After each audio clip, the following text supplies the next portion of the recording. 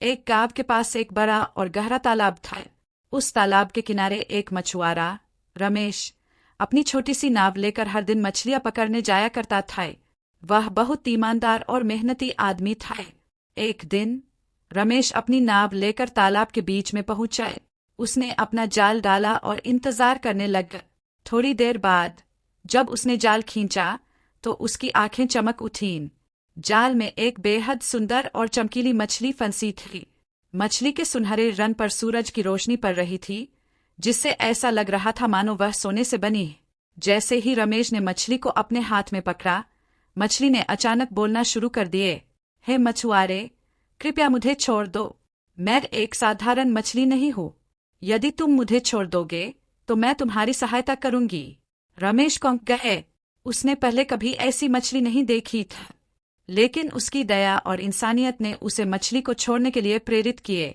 ठीक है, उसने कहा, मैं तुम्हें छोड़ता हूँ। जाओ, अपनी जिंदगी जियो। इतना कहकर उसने मछली को पानी में छोड़ दिए। मछली ने उसे धन्यवाद दिया और कहा, जब भी तुम्हें मेरी जरूरत हो, बस मुझे याद करना। मैं और मेरा परिवार तुम्हारी मदद के लिए आएंगे। रमेश ने इसे एक अद्भुत अनुभव माना और घर लौट आए। कुछ महीने बाद एक दिन तालाब में अचानक बड़ा तूफान आ गए। रमेश अपनी नाव लेकर मछलियां पकड़ने गया था, लेकिन तूफान के कारण उसकी नाव डगमगाने लगी। तेज लहरों ने उसकी नाव को पलट दिया और रमेश पानी में गिर गए। वह मदद के लिए चिल्लाने लगा, लेकिन आसपास कोई नहीं था।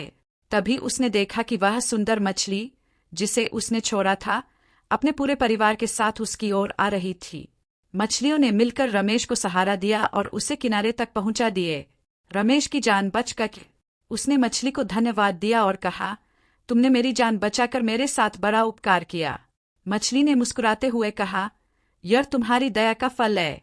हमेशा याद रखना, जो दूसरों पर दया करता है, उसकी सहायता स्वयं प्रकृति करती है। रमेश ने उस दिन से तय कर लिया कि वह मछलियां पकड़ने के बजाय खेती करेगा और प्रकृति की रक्षा करेगा।